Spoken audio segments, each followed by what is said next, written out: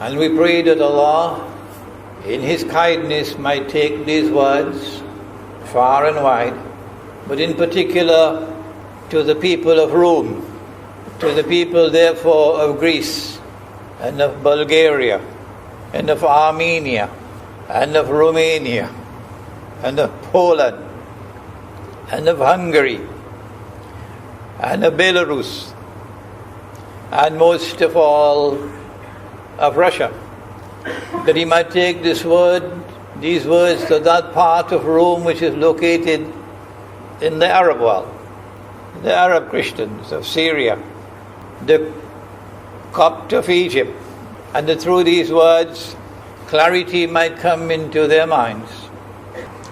Has part of the Christian world reconciled with part of the Jewish world? Yes, it has. Unless you've been eating roti canai and drinking tetarik all the time and not bothering to think and study. That alliance has come into being.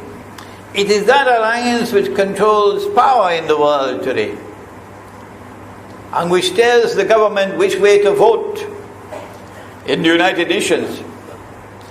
And if you don't vote the correct way, your money will start losing value, your economy will collapse, and this and that and the other. And you think you're free? No, you're not free. You're the slave. The government, not the people, the government. So that alliance has emerged. So they brought down the Soviet Union. Why? So that Ukraine might emerge as an independent state. That's danger for Russia. They've prepared the way. And now Ukraine emerges as an independent state. So the rope is around Russia's neck now.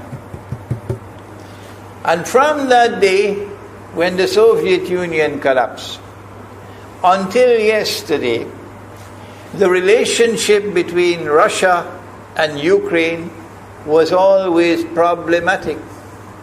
But the people of Ukraine still had the good sense and wisdom to appoint a government that was pro-Russian. The Zionists decided it's time for us to use our, the street demonstrations.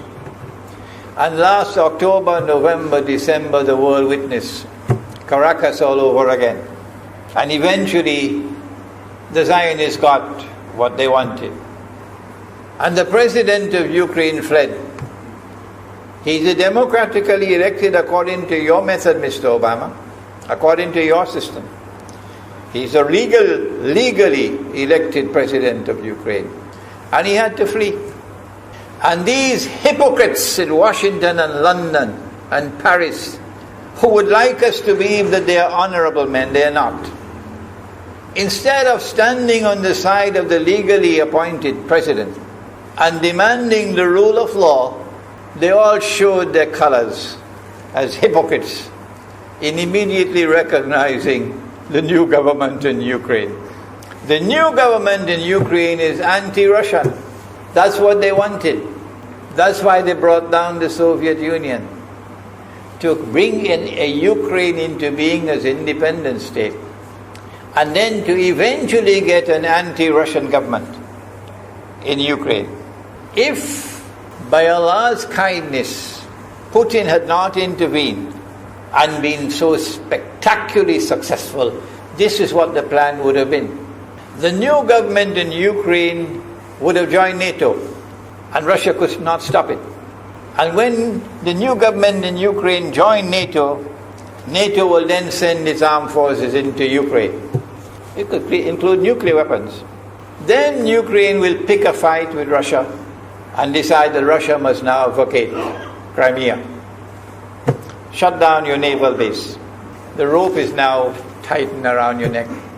Russia has to put its tail between its legs and withdraw its fleet, Black Sea Fleet, from Crimea. Russia is no longer a naval power. Crick-crack, you finish. And Israel will celebrate. That was the master plan. But Allah planned And Allah's plan was successful.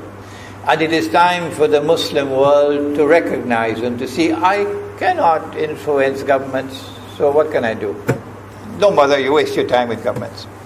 But the people can understand that this was Allah's plan. They planned, the enemy planned for so long. And at the last moment Allah intervened. And Putin was able to get the people of Crimea to vote in a referendum.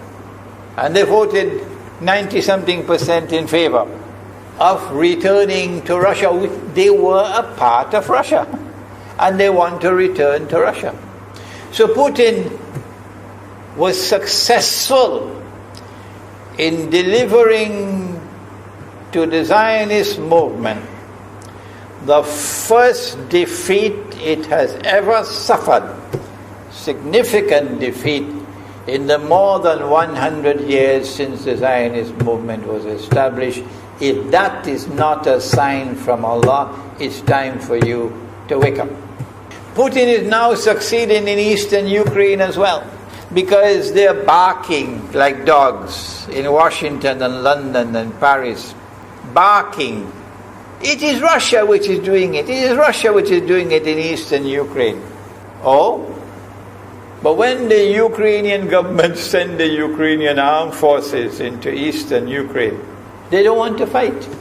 They say, we will not fight our own people. They refuse to fight. So the only way that the government of Ukraine could now stamp down the insurrection, the popular resistance in eastern Ukraine, is by calling on Washington, come and send your Marines. And then what will Putin do? The Russian armed forces are amassed on the Ukrainian border. So the Ukrainian soldiers are refusing to fight their own people for two reasons. Number one, why should we do your dirty work for you? We're not going to fight our own people. That's not what soldiers are for. And number two, if we make the mistake of using guns on these Russian-speaking Ukrainians, what will the Russian army do to us tomorrow? And they have already said, Putin has already said, we are going to intervene to defend our people. He's already said it plainly.